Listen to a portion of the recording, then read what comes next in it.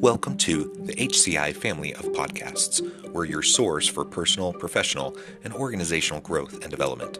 We share our own original research, explore industry trends, and interview executives and thought leaders from across the globe. Join us for practitioner-oriented content around all things leadership, HR, talent management, organizational development, and change management. Maximize your personal and organizational potential with the HCI family of podcasts.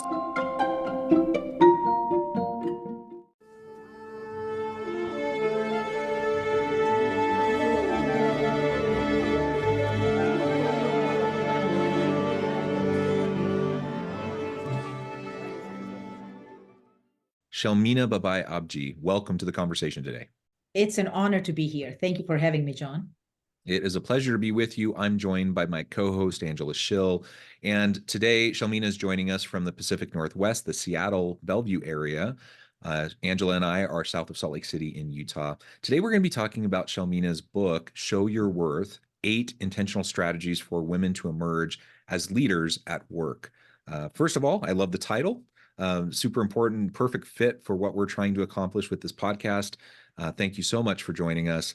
As we get started, I wanted to share a little bit of Shelmina's bio with everybody. Shelmina Babai Abji is an author, board member, speaker, former IBM VP, angel investor, and distinguished alumni who is devoted to creating gender equality in leadership by helping career women emerge as leaders. She started her journey with humble beginnings in Tanzania. Driven by her desire to lift herself and her family out of poverty, she left home at the age of 15 to pursue higher education.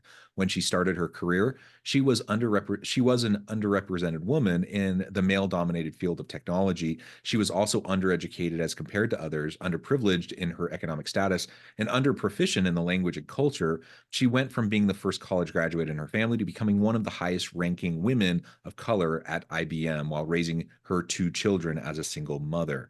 Now, I've only scratched the surface with kind of your introduction, but that's incredible in and of itself. Anything you would like to highlight by way of your background or personal context before we really dig into the conversation and your story? You did great. Okay, thank you. Well, just listening to that little piece about your life, I hope that some more of your story will come out as we ask you our questions today, Shelmina. But I'm hoping maybe they'll show up in this question, which is, what inspired you to write this book? Yeah. So as John said, I came from humble beginnings, started feeling under, and my unders obviously were in my own head, and they got me to undermine my own capabilities and underestimated my worth. That's why the title of the book is Show Your Worth. I started there, and as he mentioned, I rose to become one of the highest ranking women of color at IBM. Angela, while I was going through my career journey, and frankly, even my personal journey, starting with my mom, right? She was my inspiration to obtain a college degree because she was working so hard, and it was hard for me to watch her cook for others. We would sell food on the street, and I was convinced that if I obtained a college degree, we'd never have to be poor again. So starting from there to having all these people help me. Now, I faced a lot of internal and external barriers, more internal barriers than external barriers, because there was no one that ever looked like me or spoke like me in any roles that I was in or the roles I was aspiring to get into. And so that just created all these interesting dynamics. And in my book, In Intentional Relationships, I quote the great American author, Alex Haley. He says, when you see a turtle on a ledge, you know it had help getting there. And that's my story. And every time someone helped me, I wanted to help them, but I wasn't in a position. And then at the peak of my career, I was in a position to help others. And so I left my job to focus on helping a few people be successful, basically to pay, I was paying forward to pay back to the people that had helped me. But that started a brand new journey for me. And just like my success at work, initially I was settling for small successes. But with every level of success, new possibilities opened up. I dreamed bigger. I dreamed bolder. And the same thing happened in this journey. Initially, I started mentoring hundreds of women. And then I saw that they were struggling with the same internal and external barriers that I was struggling with so many years ago. They too were settling for small successes. They too were undermining their capabilities and underestimating their worth because they didn't see people that they could relate to that looked like them in leadership roles. And so as I started sharing my insights with them, I saw that their careers started transforming, that they started emerging as leaders. And that got me to dream bigger. I thought if I can help hundreds of women, I can help thousands of women. And the way to do that is by writing a book. Oh, I love that. Putting more and more turtles on the shelf, on the ledge. I love that so much. That's the goal. Great image. Well, you know, you've been talking about these internal and external barriers, and I'm just curious what those looked like and what those were in terms of, I mean, you talk about this transformation of getting from this place of undervaluing and then coming to a place where you experienced it and then you helped other people get there. What was that?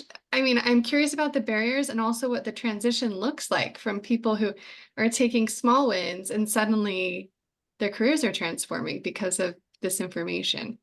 Yeah. So for me, Angela, you know, when I graduated with a degree in computer science from a small university, University of Wisconsin in La Crosse, no one comes to my university to hire people. They go to all the Ivy League colleges, right? And so I went to a conference and I handed out over 300 resumes, even though I was on a dean's list, even though I had worked 35 to 40 hours a week, in addition to a full computer science workload just to pay for my college. Wow. No one was willing to even interview me because I didn't have the right visa status. I was in the United States as a student. And so I had this 1-year work visa. And most companies don't want to hire someone that is there just for a year. However, on the last day of that conference, one company in St. Paul, Minnesota, they were building the world's fastest supercomputer. It was called ETA Systems. They interviewed me and hired me. And they offered me $27,000 a year starting salary. And that was more money than my parents could make in 10 years. And I thought, that's it. We're never going to be poor again. Spring in my step, I show up to work, extremely grateful, really excited. And then I go to work. And as John read from my bio, I started looking around and I saw everyone had more advanced degrees than I did. They went to Carnegie Mellon, Harvard, Princeton, Yale, all these big name universities. They spoke excellent English. They were dressed up nicely. And immediately in my own head, I thought, what would I know that they don't already know?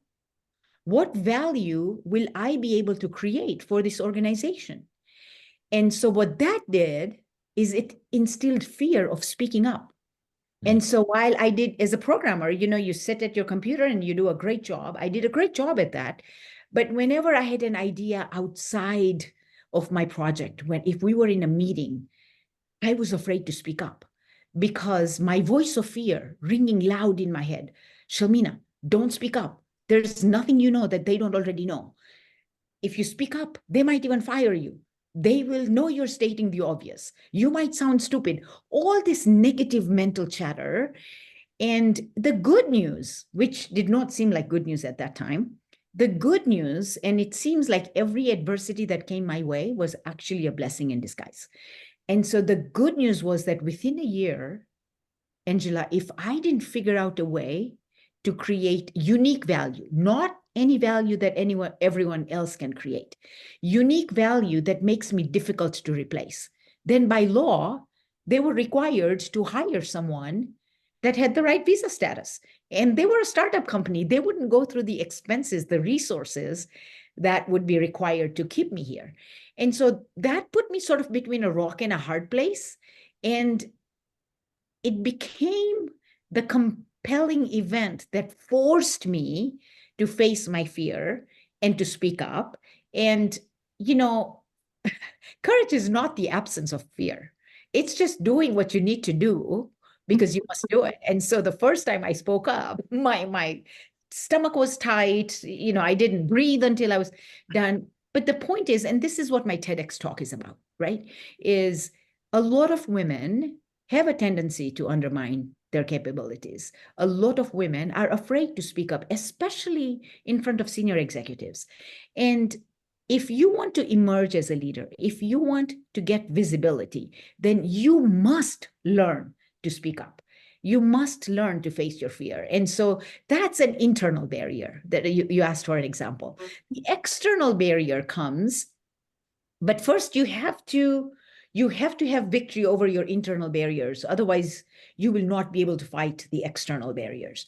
But the external barriers come as you are climbing the corporate ladder, as you are advancing in your career. And people have never seen anyone that looks like you or speaks like you in those roles. They have a tendency to undermine your capabilities.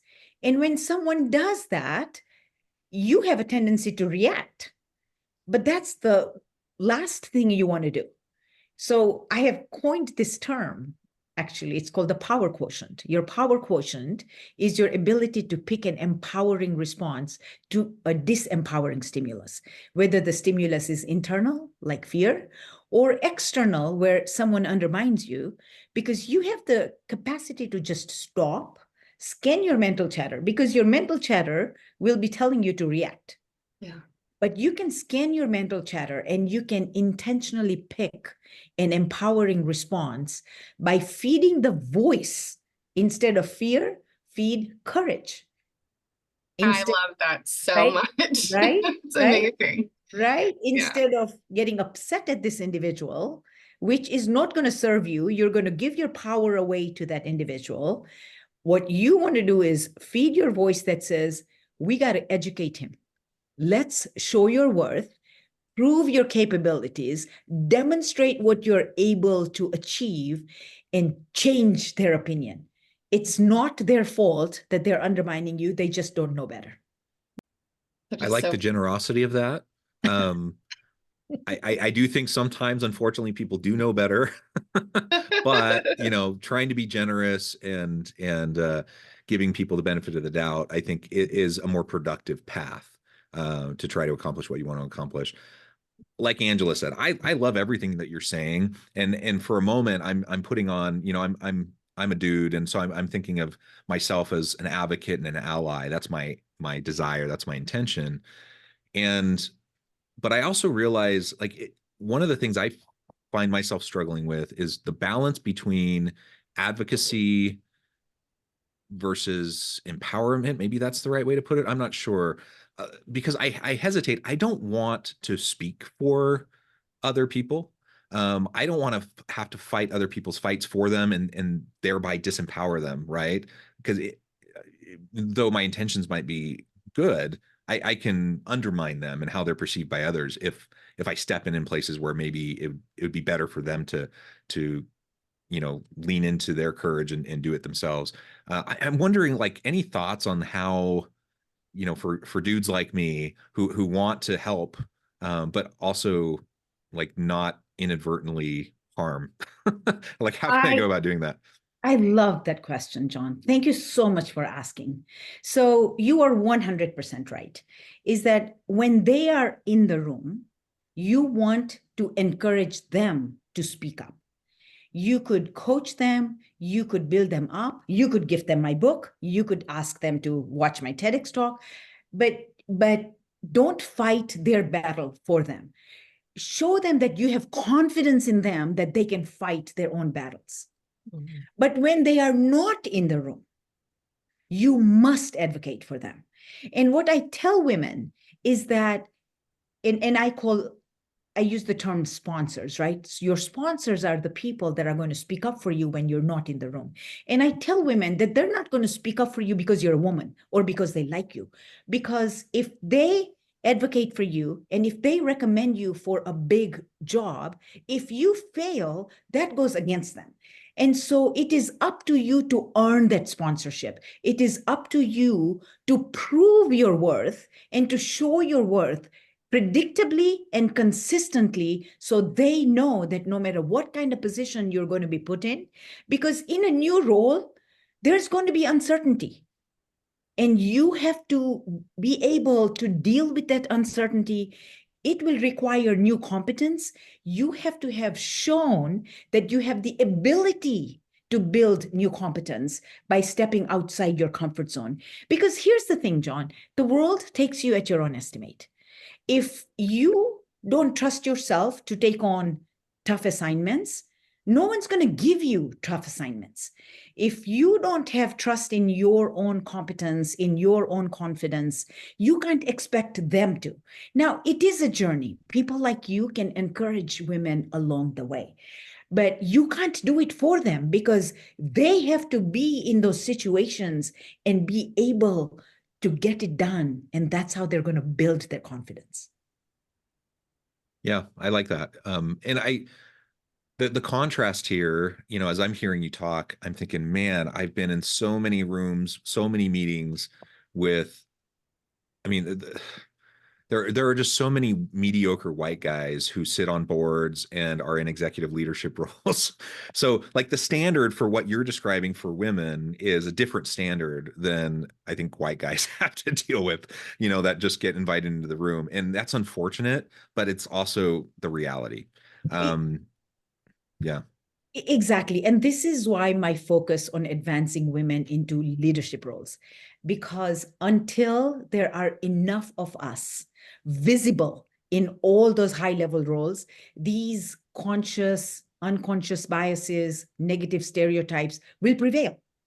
And going back to what you were saying about, calming that mental chatter, there's this bridge of getting to a place where you believe that worth is in you. You have to get there. And I'm thinking through this, is this just a process of, where you came from? What was that for you? Was it repetition in your own mind? Was it just not listening to the fears or the lies about you not being competent in some way, or whatever it was that made you feel less than, to then be able to say, no, I am now going to have that voice and prove my worth and show these people they don't know who I am, but they will value me because of what I can show them. Yeah. It was a journey, Angela. It was the recognition that I had value to contribute, that would contribute towards the success of my organization. So this was no longer about my little project that I was working on. Yeah. It was about sharing ideas, sharing perspectives that will contribute towards the success of your organization. That recognition is really important. And then when you step into your power and you start speaking up and you start creating value and you start seeing that the value you're creating is moving your organization forward, that builds even more confidence to keep bringing those values forward.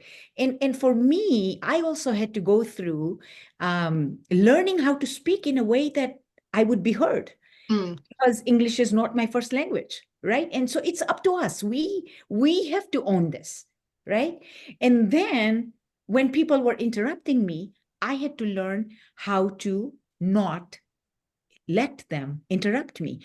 And I got the confidence of asking them to let me finish without taking a please, is because I knew what I was about to say was for the benefit of the audience, was for the benefit of the organization. It is in their best interest to listen to me. But this doesn't happen overnight, right? This is small successes at a time, baby steps at a time. And then the more you do this, then the more confident you become. Then you step outside your comfort zone even more, and you take even more chances. And the more chances you take on yourself, you will find more chances people will take on you. And that becomes an upward spiral for success, upward spiral for value contribution. I just need to take this in for a minute. It's such powerful information. It really is empowering to listen to you speak. I kind of don't want to leave this space I think we can change. I'm going to change gears for a minute, but maybe we can come back to this and maybe it all ties in together. But you talk about intentionally, in your book, you talk about intentionally focusing your attention on your highest priorities and then going from being busy to suddenly being productive. This stood out to me as well for a myriad of reasons, but what is your advice on how to make the most of our time in that with that mindset when you've got a million things to do? Yeah. And you know, Angela, this is so important. And Warren Buffett has actually said this. The difference between successful people and highly successful people is that highly successful people will say no to almost everything. Because you have 24 hours in a day and you have a choice of where to allocate those 24 hours. And if you become intentional about focusing your attention only on your highest and the most strategic priorities, that automatically means you have to say no to lesser priorities. Mm-hmm. However, for most women, we think if we say no to something, then people won't like us. And I was very fortunate, going back to Alex Haley's quote, I was very fortunate that when I joined sales and I started saying yes to all the opportunities that were in my pipeline, working 60 hours a week and not making any meaningful progress, my boss coached me to qualify the opportunities and only work on the opportunities that would maximize my chances of achieving my business outcome, which automatically meant that I had to say no to other opportunities. And when you work in an organization like IBM, where you have to say no to someone today, and that someone might be sitting in a room where your promotion is being discussed, the way you say no really matters. And so I teach women in my book, step by step, on how to say no by being kind to the individual and remaining firm on your decision and explaining your decision, that you're saying no because you have said yes to something that will move your organization's success forward. So this is not about being selfish. This is about doing the right thing for the success of your company. You earn respect that way. You should never be aspiring to be liked. Aspire to be respected. And this was also coaching from my first sales manager when I got into sales. And that has changed the way I say yes and I say no. Aspire to be respected. Not to be liked. Wow. Yeah. And I think it comes back to what you were saying before. Like, you set up boundaries, you stay firm to them, and you don't apologize for them. And that's something that, I mean, I think that's good advice for everybody, but it does seem to be something that women tend to do more than men, is they tend to want to please those who are asking them to do something. And so either they kind of cave on the boundary, or they say, oh, I'm sorry, I can't do this for whatever reason. And in that apology, just, you lose power in that. Yes. And I'm all for apologizing when an apology is appropriate, but you don't need to apologize to somebody for simply holding firm to your boundaries and clarifying what your priorities are, right? Yes, yes. And I say that in my book, is when you apologize when not needed, it's actually a sign of weakness. When you apologize when needed, it's a sign of strength. And you know what else happens, John and Angela, is when we say yes to everything, we are overwhelmed. We are burnt out. Our physical health suffers. Our mental health suffers. We're not able to show up to work in our full glory. And no one in their right mind is going to give you more responsibilities when you are already overwhelmed at your current level of responsibilities. This is why we have a problem of not moving ahead in our career, because we are basically demonstrating that I don't have the ability to prioritize and set boundaries. Yeah. And you also talked earlier on, about kind of settling for the easy wins, the low-hanging fruit. And that's safe. You can feel like you have control in that space, and so you can chip away at it. You put in the work. You show up, you do the work, you have your easy wins.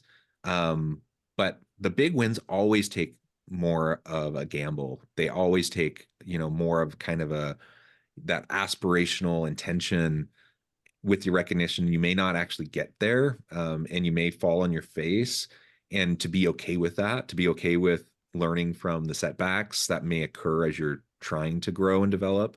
That's a hard thing for everyone to learn. I think that's a really important life lesson, generally speaking. And I love that advice within this context of talking about really empowering women to emerge as leaders, because unless you start, I mean, we can spend all of our time. There's a never ending cascade of like busyness and things that need to get done, and we can spend all of our time doing those things and never get to the things that matter, never get to the things that are most important. We're going to really move the needle in some way, and so we're inadvertently selling ourselves short for what we could achieve. And that's something, I feel sad if I see anyone doing that, Yeah. because I want everyone to lean into their potential and grow into it. And you said you have to take risk, you have to go after those complex wins, and sometimes you will fall on your face, but that's not a failure. And this is, I teach women that so many of us think that the definition of perfection is to achieve every outcome you set for yourself. Well, that just requires you to remain in your comfort zone. The definition of perfection is when you do your very best, when you're stretching your boundaries, when you're learning new things, when you are improving, when you're growing for your future. And if you don't achieve an outcome that you set for yourself, a short-term outcome, but you learn in the process. So what if you fell on your face? In fact, you want people to watch you struggle. You want people to watch you get up. You want people to see that you took a chance on yourself and that you have growth potential. Because even though you didn't achieve that short-term outcome, you built competencies that will enable you to shoot for higher success in the future, that will enable you to really create bigger success for yourself and your organization. So that was not a failure. You did not fall on your face. It was a lesson learned. Because over time, the experiences themselves don't matter. Who you become as a result of those experiences stay with you forever. So that wasn't a failure. That was a win in so many ways. Yeah. Any learning happens through an iterative process. And you don't learn if you're comfortable, and you don't learn if you're always achieving. You have to, I mean, so I use the term failure or the term achieving, like in the classical sense that we tend to use them.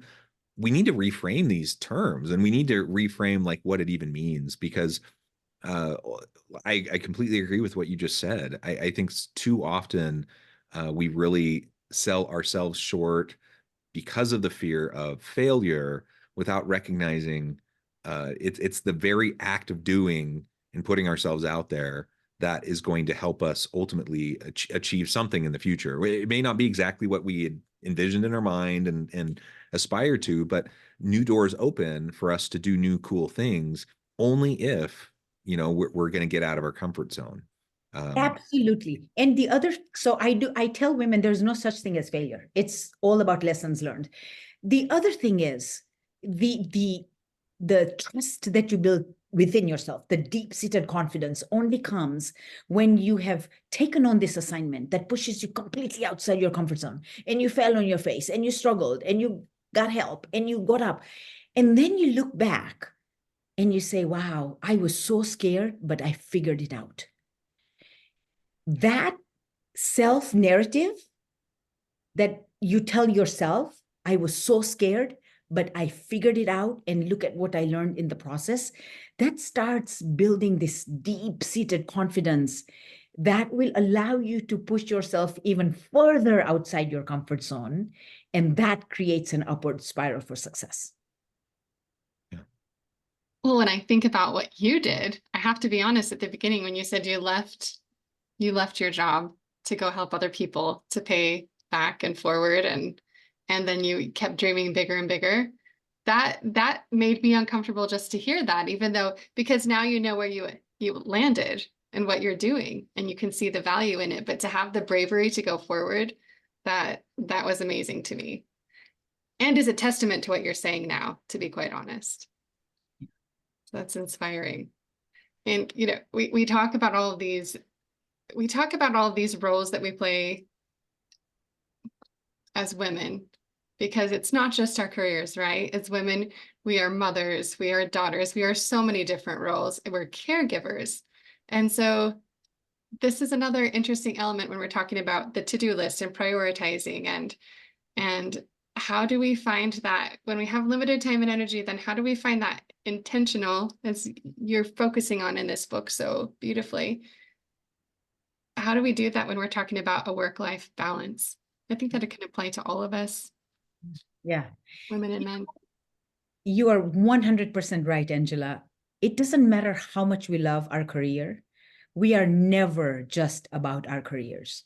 We are mothers, we are daughters, we are sisters, we are friends, we're caregivers, and each one of these roles gives meaning to our life. It gives fulfillment to our life. It brings joy to our life. And we take that energy and that joy no matter where we go. And so the key here, and I learned this the hard way. This was not me choosing to get outside my comfort zone. This was universe putting me outside my comfort zone, and I didn't have a say in it. I suddenly and unexpectedly became a single mom when my kids were 2 and 4. I was a first-line sales leader at the time with the Pacific Northwest that included Utah. So I've been to Utah many times as my territory. And when I became single, I was overwhelmed, preoccupied, I was completely devastated, completely out of sorts. I was not able to bring my best self to work or at home, anywhere. And so I thought that I had to give up my leadership role because I can't give up my children, and I'll become an individual contributor again, so I don't fail my team. It's okay if I fail, but I don't want to fail my team. And so I almost made that decision, but every ounce of my being rebelled. Like my body was aching at the thought of giving up my sales leadership role, which took me 10 years. Angela, it took me 10 years to even ask for a promotion because I didn't see anyone that looked like me in any roles that I was in or was aspiring to be in. And so I overqualified, like a lot of women do. But that thought of giving up that role was just not working for me. And so that forced me to figure out how to balance my work and my life. Now, the good news was I was already very intentional about focusing my attention at work. That's how I had become a first-line sales leader, and that's how I was successfully leading my team. But then I had to learn how to apply the same discipline and focus to my home life or my life outside of work, set boundaries, and say no to everything that was not my strategic priority. But before I did that, what I had to learn was to put myself as my number one priority, my own mental well-being, because I had seen and witnessed that when I was out of sorts, I was not bringing my best self to any interaction. I was sub-optimizing my performance. I was sub-optimizing my team. I was just not doing the best possible job. And because here's the thing, in every interaction, there is you and the situation. And if you are depleted, the interaction is going to be suboptimum and the outcome is going to be suboptimum. And so what happens naturally for women is I used to take care of myself. I used to wake up in the morning, do my yoga, my meditation, eat a good breakfast. I used to sleep 8 hours, and I was doing really well until now I had to be both mom and a dad, and I had to take care of my children, everything about them. And I immediately decided that their priorities had to become my priorities. And so I'd much rather just forget about taking care of myself and do all the tasks that were involved with taking care of them. But I realized that if I don't take care of myself, I can't really take care of anyone else. And so learning how to put myself on my calendar before anyone else was difficult, but it made me realize that it was necessary in order for me to show up in my full glory for my children, as well as for my team, as well as my organization. I had to first take care of myself. And that's not an easy thing to do. It takes a lot of reprioritization and shuffling. Maybe some reprogramming. That's true, John.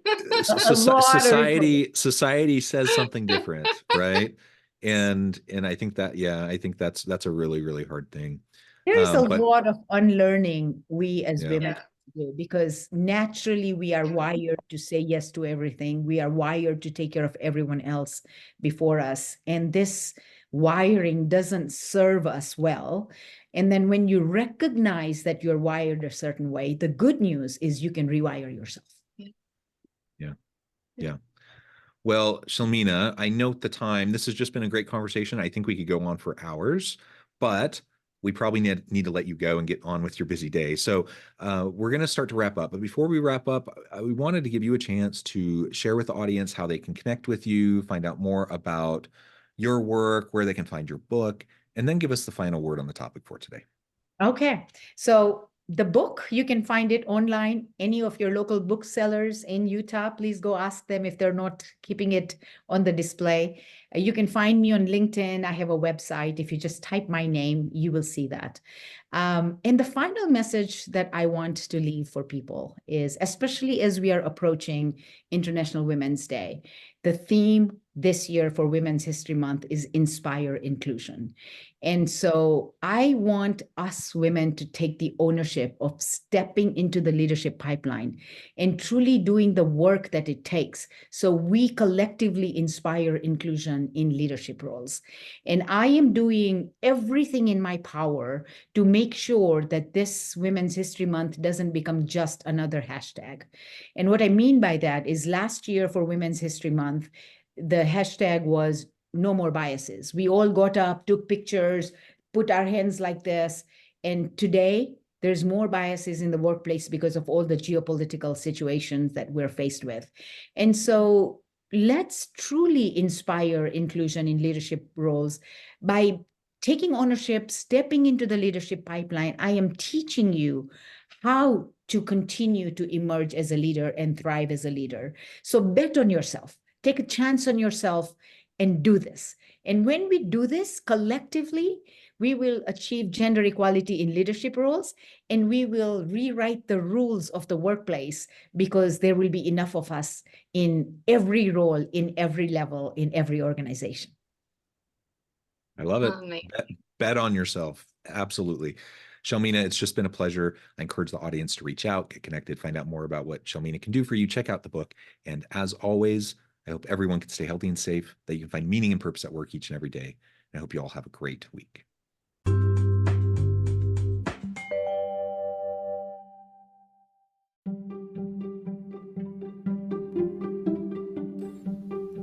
Thanks for joining us for this episode of the podcast.